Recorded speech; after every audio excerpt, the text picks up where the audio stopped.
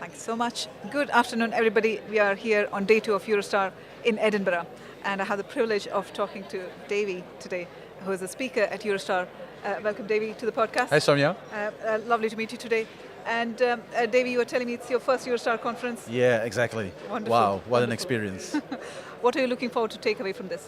I look forward, what I do like every kind of conference is obviously the talks, but always the networking which happens in between, during the breaks. Yep. You have so much opportunities to meet new people, make new friends, and get insights from other people. That's what is happening right here at this instant moment. It's wonderful.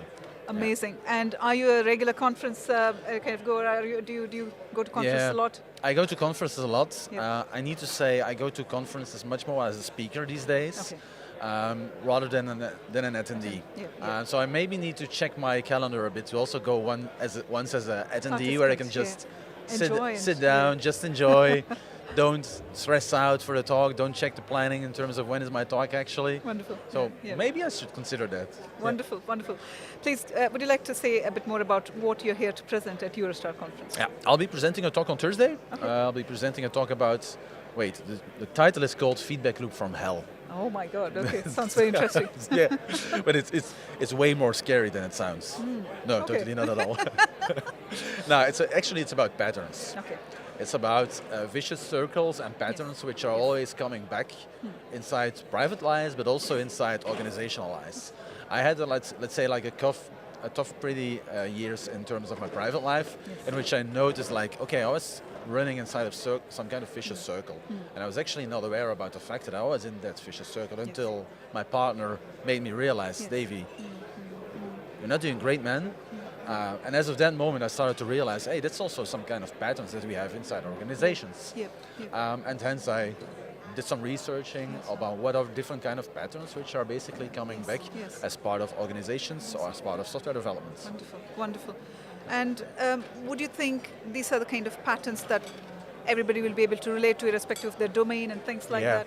Yeah, so I'll be discussing, let's say, 4 different kind of patterns, and the main idea is I really choosing patterns which the people, when they go to the talk, they say yes, this is me, this is my pattern that I'm looking at. So that's really one of the main messages that I want to bring during the presentation, whenever they're listening to the pattern, that they also have a key takeaway. Yeah, that's what I have as part of my day-to-day job, but also give them some tips on when they go back on Monday to their office on how to break free from that pattern. Amazing. I think a lot of participants, I'm sure, will find it very useful.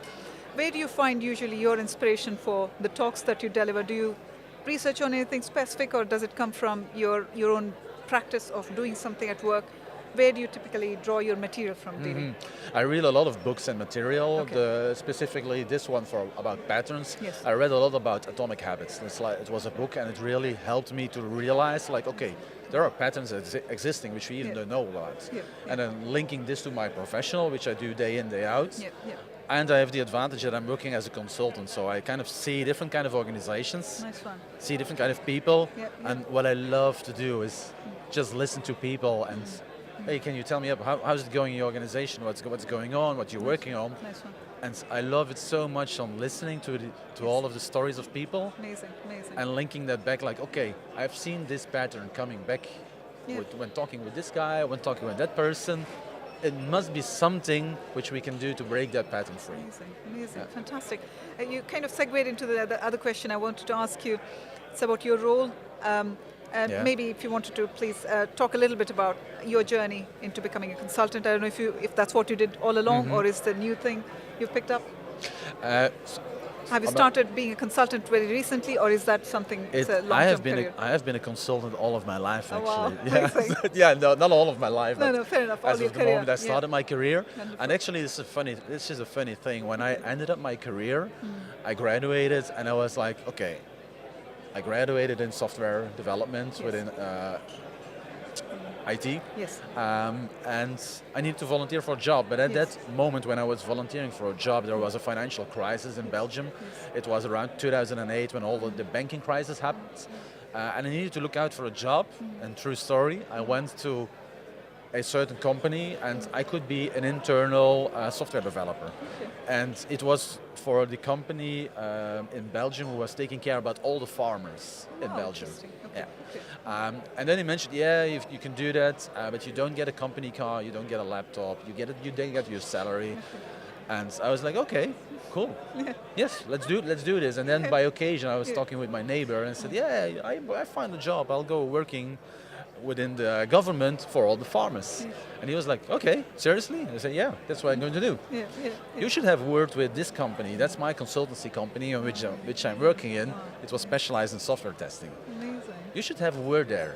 And I entered the company, did my interview, and I was like, okay, this is nice. Okay, we want to see you a second time. Went a second time. Wow. And then they said, yeah, I can offer you a contract. And this is your salary, this is your car. Oh my and I was like, goodness, oh my God, I get a car here?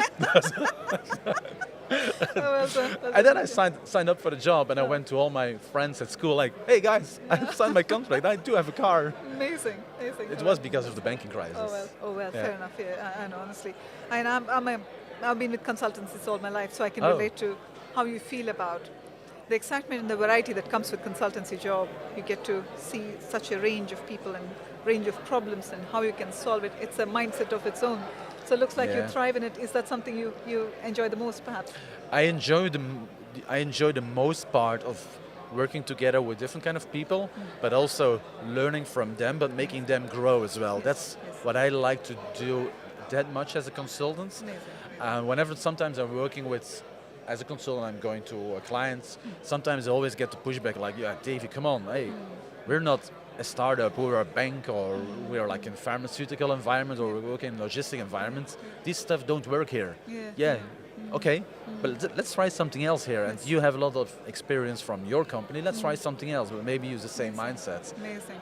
And that's what I really like to do as being a consultant. Wonderful. And where do you see your journey go from here? For a short to medium term, do you see yourself continuing consultancy? Is that your thing, or maybe you're open to other opportunities or ideas, and you're still kind of not decided? I don't know. Yeah, that's a tough question. That's a tough question, Sowmya. That's okay. The thing is, I do get a lot of energy from working as a consultant, but I need to admit, whether I get also a lot of energy from is long-term engagements with people. So I'm today, for example, on one of my projects, I'm working at Nike. I'm already at Nike for 5 years. Wow. And because I have the chance to work in such a nice environment, but also to connect with different kinds of people within Nike, it makes my life and my job super motivated. Amazing. And hence going to the conferences and doing speaking engagements gives like an additional flavor on top of the consultancy part. Absolutely. Oh, brilliant. It's fantastic. And I guess my next line of question was going to be around what kind of content do you work on? Is there a place where people can follow you and the work you do and anything that you share with the community? Is there an opportunity, I don't know if it's LinkedIn or any other platform that you would like to talk about? Yeah. I'm present on LinkedIn, for sure, Yep. and there I do indeed share lots of content about software delivery excellence, about culture, about coaching, Amazing. also obviously about at Eurostar, about quality. Super.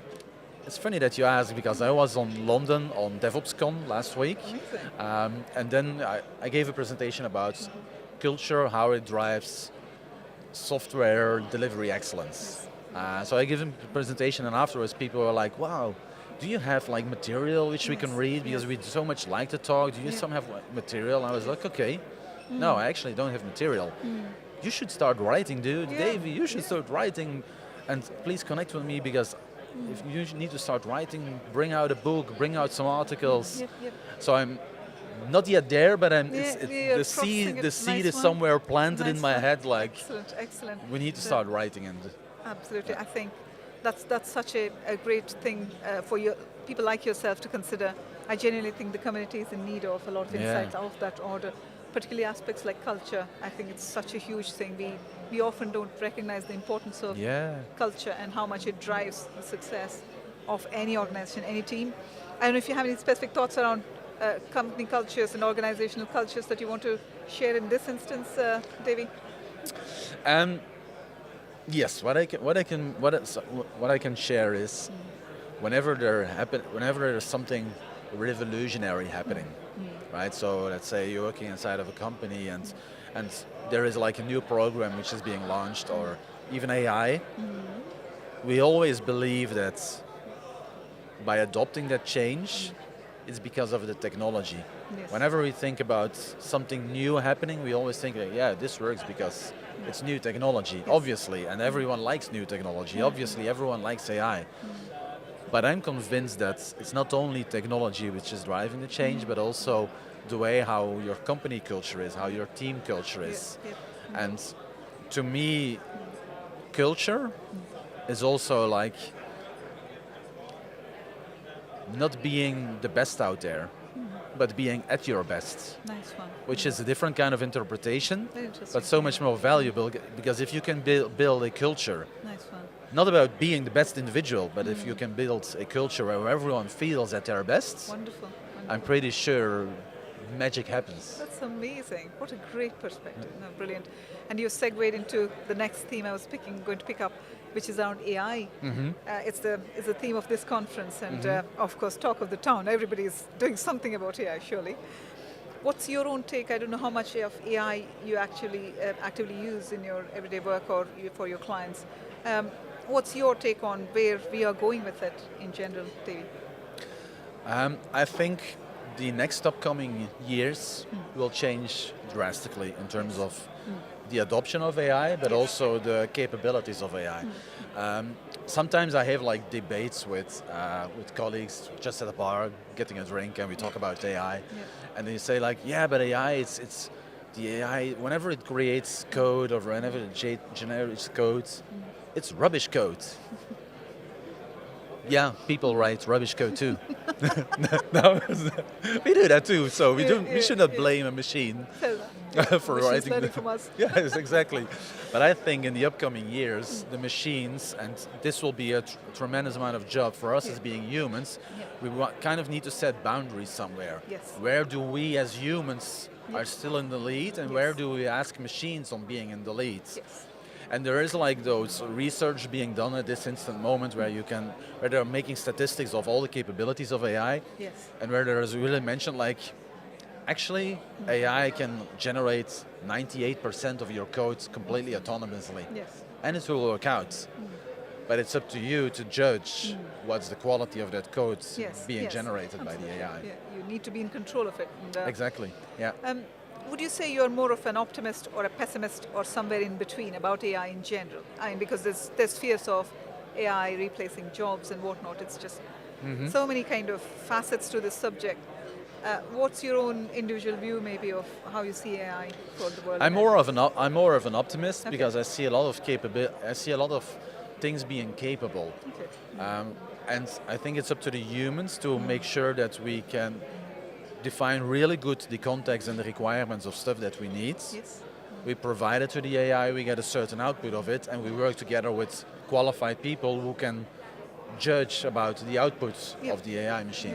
Yeah, absolutely. I think that's a kind of a measured stance to take, in this sense, and a very healthy position for AI.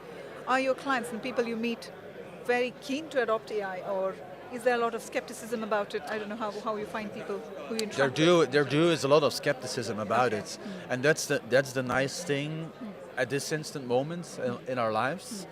If we surround ourselves with people who are like optimistic, obviously we won't learn because we're all optimistic. Yeah. I think where the lots of opportunity is to talk and engage with people who are at this moment still skeptic about the AI change.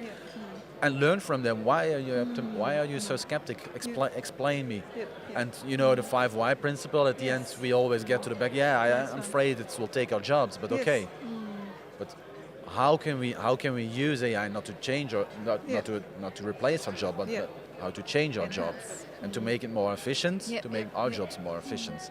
So I'm more of an optimist, but I do see still at this instant moment a lot of skeptic. Fair enough. Fully appreciate that. Davy, today and over the conference, of course, we'll hear lots about AI and a lot of other topics. There's big testing gurus who are walking the floor just now.